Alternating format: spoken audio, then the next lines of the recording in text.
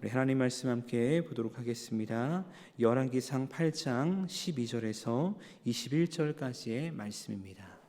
열왕기상 8장 12절에서 21절까지 말씀 우리 함께 봉독하겠습니다.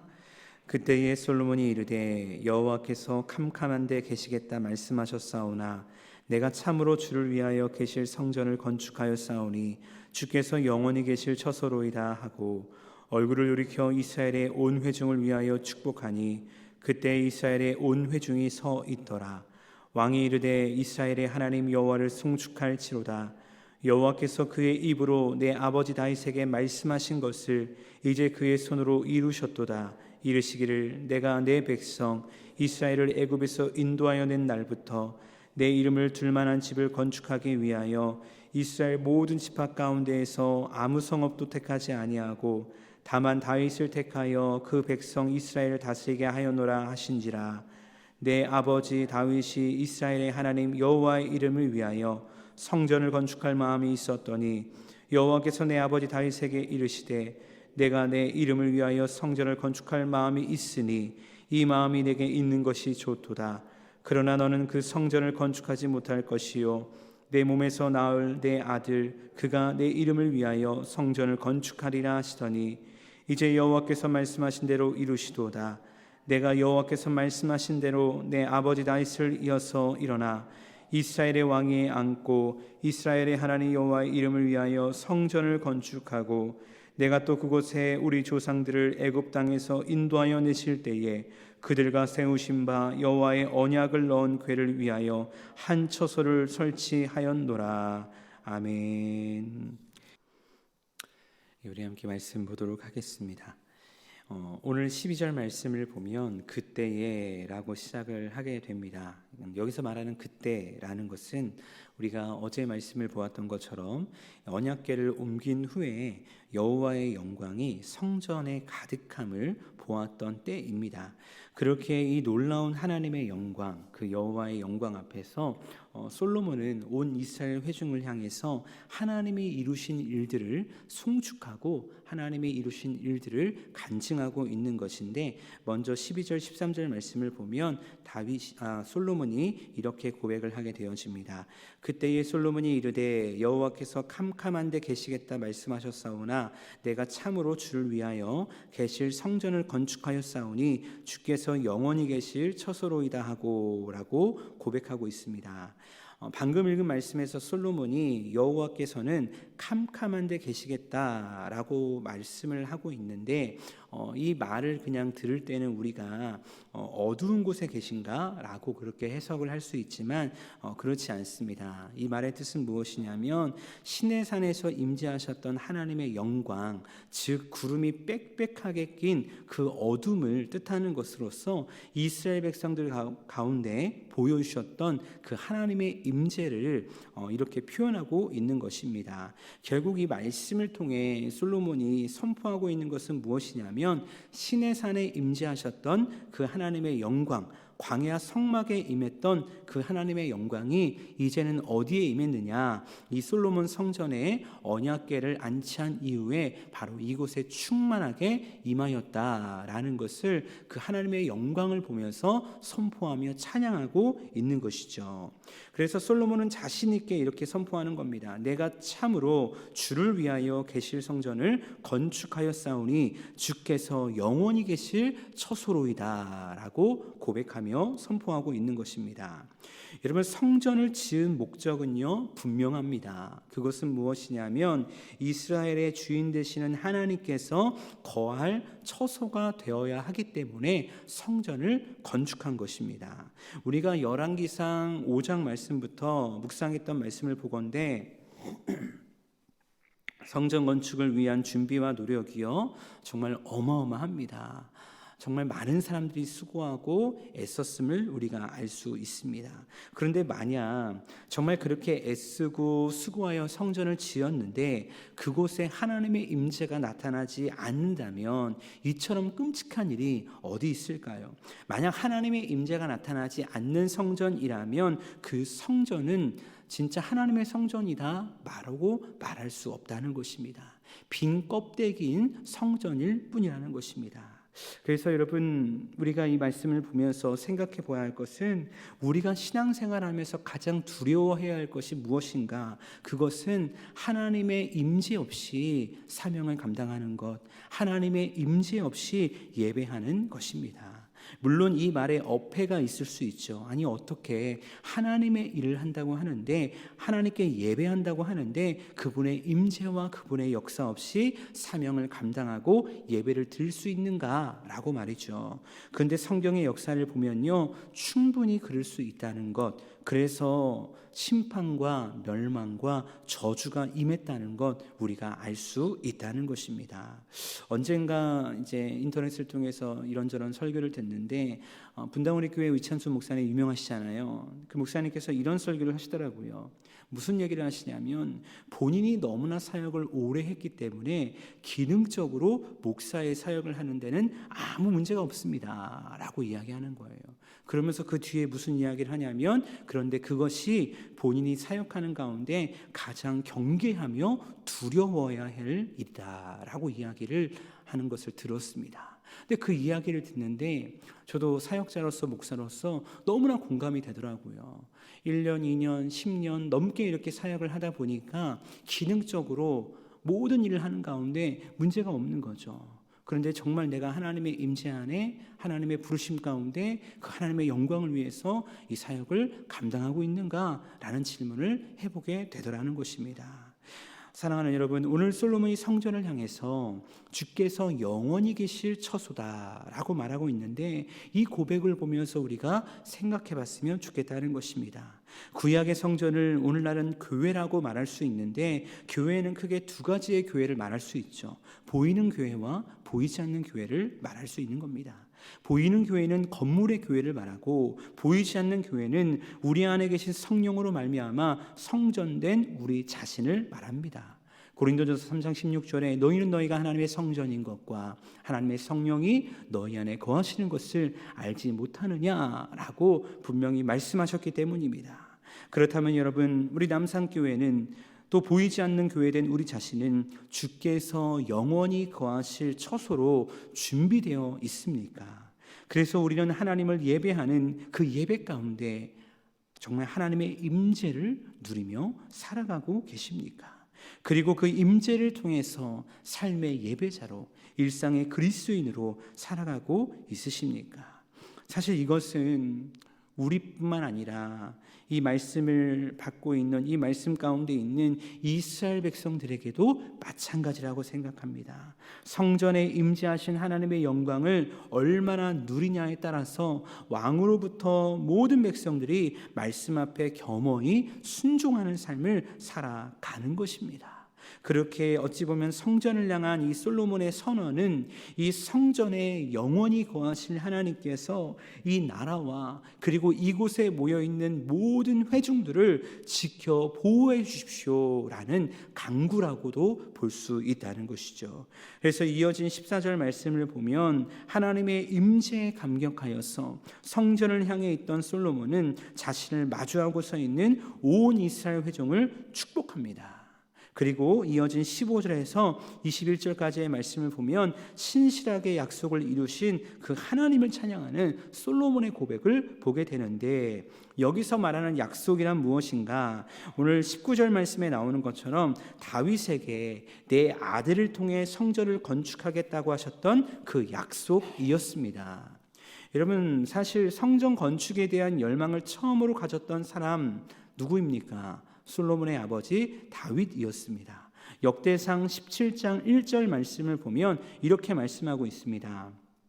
다윗이 그의 궁전에 거주할 때에 다윗이 선지자 나단에게 이르되 나는 백향목군에 거주하거늘 여호와의 언약궤는 휘장 아래에 있도다. 나단이 다윗에게 아뢰되 하나님이 왕과 함께 계시니 마음에 있는 바를 모두 행하소서라고 말씀하고 있습니다.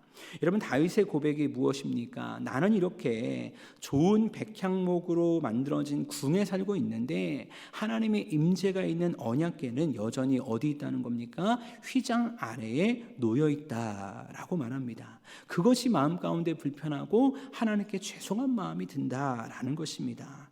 사실 나단 선지자가 이 이야기를 들을 때도 너무나 기특하거든요. 너무나 귀한 고백이거든요. 그러니까 다윗에게 말합니다. 하나님이 왕과 함께 계시니 마음에 있는 바를 모두 행하소서라고 나단 선지자도 다윗에게 말한다는 겁니다. 그런데 그날 밤 하나님께서 나단에게 나타나십니다. 그리고 말씀하십니다. 다윗이 성전 건축을 하면은 안 된다라고 말씀을 하시는 겁니다. 여기에는 몇 가지 이유가 있죠. 저는 세 가지 이유를 여러분에게 말씀을 드릴 건데요. 열왕기상 5장 3절을 보면은 두 가지의 이유가 등장합니다. 이렇게 말씀합니다. 내 아버지 다윗이 사방으로 전쟁으로 말미암아 그의 하나님 여호와의 이름을 위하여 성전을 건축하지 못하고 여호와께서 그의 원수들을 그의 발바닥 밑에 두시기를 기다렸나이다 라고 말합니다. 첫 번째 이유는 뭐냐? 사방에 전쟁이 있었기 때문이다 라고 이야기하는 것이죠.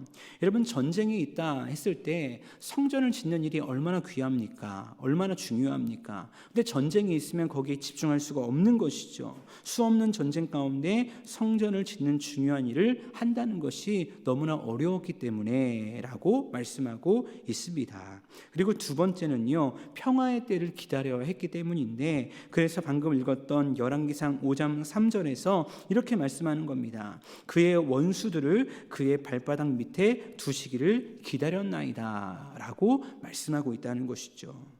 세 번째 이유가 있었습니다. 세 번째 이유는 역대상 22장 7절과 8절에 기록되어 있는데 이렇게 말씀하고 있습니다.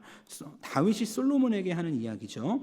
여호와의 말씀이 내게 임하여 이르시되 너는 피를 심히 많이 흘렸고 크게 전쟁하였느니라. 내가 내 앞에서 땅에 피를 많이 흘렸은즉 내 이름을 위하여 성전을 건축하지 못하리라 라고 말씀하고 있습니다. 사실 첫 번째와 두 번째 이유를 들었을 때는 어느 정도 이해가 됩니다. 그래, 그런 상황과 환경을 하나님께서 평화의 때를 만들어 줄 때까지 기다려야 되겠구나 라는 생각이 들게 되어집니다. 근데 세 번째 이유를 들으면서 여러분은 어떻게 생각을 하십니까? 다윗의 입장에서 피를 흘렸다는 것, 결국 무엇을 위해 피를 흘립니까? 평화를 위해, 하나님 나라의 안정을 위해서 피를 흘리는 전쟁을 하게 되어지는 것이죠. 근데 다윗의 입장에서 피를 많이 흘렸은즉 성전을 건축하지 못한다라는 이야기를 들었을 때 좀 인간적으로 억울하고 섭섭한 마음이 들지 않았을까라는 생각이 들게 되어집니다. 근데 여기서 우리가 기억해야 할 것이 있는데 그것은 무엇이냐면 하나님께서 각 사람에게 주신 사명은 다를 수 있다는 것입니다. 이게 무슨 말이냐면 다윗이 군인으로서 이방 지역을 정복하고 전쟁에 큰 공을 세운 것은 맞지만 하나님의 입장에서 볼 때 성전 건축은 다윗에게 주어진 사명이 아니었다는 것입니다. 왜냐하면 성전 건축이라는 것은 그 성격상 평화의 사람에 의해서 이루어져야 했기 때문입니다. 여러분 생각해 보십시오. 만일 피를 많이 흘린 군인에 의해서 성전이 건축된다면 성전의 참된 의미는 반감되고 말 것입니다. 왜냐하면 성전은 모든 자들에게 하나님의 평강과 하나님의 평화를 베풀어주는 거룩한 장소이기 때문입니다. 그렇게 성전을 건축하는 적임자는 다윗이 될 수 없었고 다윗의 사명은 성전을 건축하는 것이 아니라 성전 건축의 준비였다는 것이죠. 근데 여러분 그럼에도 불구하고 다윗은 어떠합니까? 인간적으로 섭섭하고 마음에 어려운 마음이 있을 수 있지만 내 왕위를 이을 아들을 통해 성전을 건축하겠다라고 하신 그 약속의 말씀을 신뢰합니다. 그러면서 성전 건축을 위한 준비를요 정말 철저하게 하는 것을 보게 되죠. 정말 단 하나도 대충 하지 않습니다. 내가 할 거 아니니까 모르겠다, 알아서 하겠지, 나 아무것도 안 할란다, 그런 마음으로 손을 놔버리는 것이 아니라 마치 내가 할 것처럼, 마치 내 때에 이룰 것처럼 최선을 다해서 준비하는 그 다윗의 모습을 우리가 보게 되어진다는 것입니다. 사실 이 모든 광경을 누가 함께 봤을까요? 그 옆에 있었던 그 아들 솔로몬도 아버지가 어떻게 성전 건축을 위해 준비하고 애썼는지를 보고 있었을 것입니다. 그렇기에 솔로몬 안에는 어떠한 부담이 있었을까요? 아버지가 이루어놓은 저 일, 아버지가 하고자 하는 저 일, 내가 반드시 해내야 된다 라는 그러한 부담이 마음 가운데 밀려오지 않았을까라고 생각을 하게 됩니다. 그 마음의 부담이 밀려올 때는 왜 그 부담이 밀려올까요? 내가 해야 된다는 마음이 밀려오는 거예요. 내가 이루어야 된다는 마음이 밀려오는 거예요.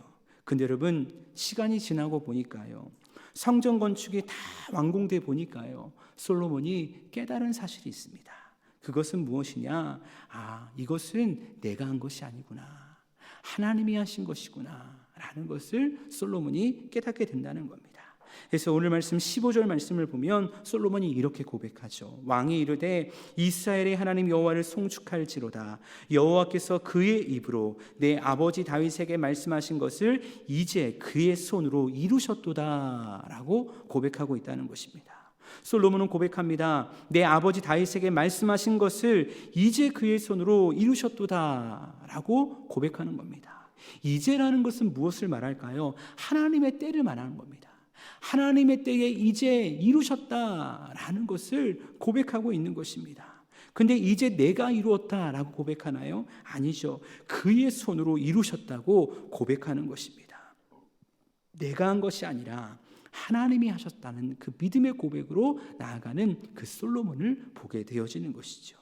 사실 여러분, 우리도 신앙생활을 하다 보면 느끼는 것이 이것이지 않습니까?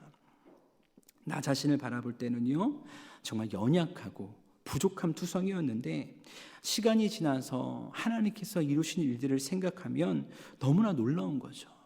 나로서 할 수 있는 일이 아니었는데, 나로서 우리의 가정이, 나 자신이, 우리의 교회가 이렇게 하나님의 은혜 가운데 설 수 있는 것이 아니었는데 정말 하나님이 이루셨구나, 하나님이 함께 하셨구나, 이것을 고백할 수밖에 없다는 것입니다. 그리고 이것을 고백할 수 있다면 그처럼 행복하고 그처럼 은혜의 사람이 어디 있을까라는 생각을 하게 되어지는 것이죠. 보잘것없는 나를 통해 그분의 영광을 나타내신 하나님의 은혜를 바라볼 수 있다는 것, 이것이 진짜 은혜요, 이것이 진짜 기쁨이지 않을까라고 생각을 하게 되어집니다.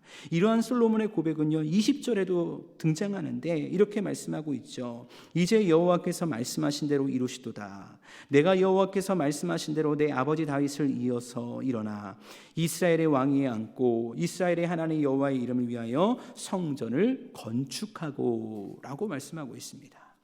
여러분, 20절 말씀에서 솔로몬이 강조하고 있는 것이 무엇입니까?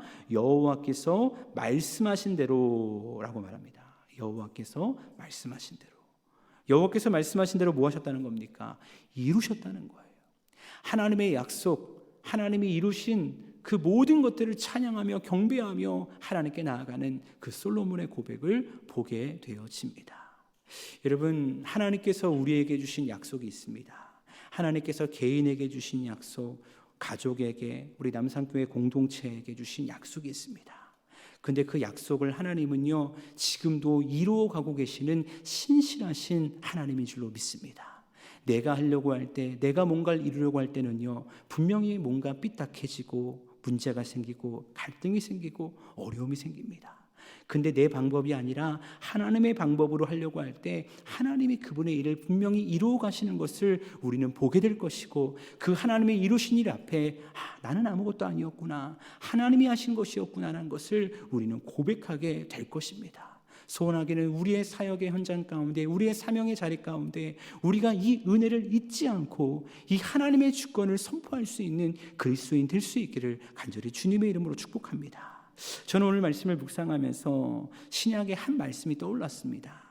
고린도전서 3장 6절 7절입니다. 나는 심었고 아볼로는 물을 주었으되 오직 하나님께서 자라나게 하셨나니 그런즉 심는 이는 물 주는 이는 아무것도 아니로되 오직 자라게 하시는 이는 하나님뿐이니라. 아멘. 저는 이 말씀을 볼 때 하나님께서 깨닫게 하시는 한 진리가 있었습니다. 그동안 사역을 하면서 늘 마음 한켠에 이런 부담이 있었거든요. 어떤 부담이냐면 사역자로서 눈에 보이는 열매를 나타내야 한다는 부담이었습니다. 사실 이 부담은 자의적인 부담이라기보다는 그 당시 섬겼던 목사님들에 의한, 담임 목사님들에 의한 타의적인 부담이었죠. 그런데 그런 과정 속에서 제가 깨달은 진리가 있었는데 그것은 이것이었습니다. 그래서 늘 함께 사역하는 우리 동역자 선생님들에게 이런 이야기를 했습니다. 여러분, 당장 눈에 보이는 열매가 있지 않다고 낙담하지 마십시오. 왜냐하면 그때는 하나님의 주권 안에서 씨를 뿌리고 물을 주는 때이기 때문입니다. 반대로 눈에 보이는 열매가 풍성하다고 교만하지 마십시오. 왜냐하면 그때 또한 하나님의 주권 안에서 열매를 거두는 때이기 때문입니다. 그리고 여기서 너무나 중요한 것이 있는데 그것은 무엇이냐? 그 열매를 거두기 위해 이 열매를 거두고 있는 우리보다 앞서 씨를 뿌리고 물을 주며 수고한 누군가가 있었기 때문에 그 사람의 수고의 열매를 내가 거두는 것뿐이지 내가 잘해서, 내가 대단해서, 내가 위대해서 그 열매를 거두는 것이 아니기 때문에 낙담할 필요도 없고 교만할 필요도 없습니다. 그런 이야기를 하면서 함께 위로하며 그렇게 함께 사역을 하며 나아간 적이 있습니다. 과거 한국교회의 모습을 보면 정말 씨를 뿌리면, 말씀을 뿌리면 정말 바로바로 열매가 맺히고 바로바로 순종하고 그런 놀라운 부흥의 역사를 경험했던 때가 있습니다. 근데 지금의 시대는 어떠합니까? 그런 열매가 바로 눈에 보이지 않는 때입니다. 그렇지 않다는 것이죠. 그러니까 그런 상황과 환경을 바라보면서 낙담하고 낙심하고 어려워할 때가 있다는 것이죠. 그런데 각자에게, 각 사람에게 주신 사명이 있다는 겁니다. 누군가는 물을 주는 사명, 누군가는 씨를 뿌리는 사명, 누군가는 거두는 사명.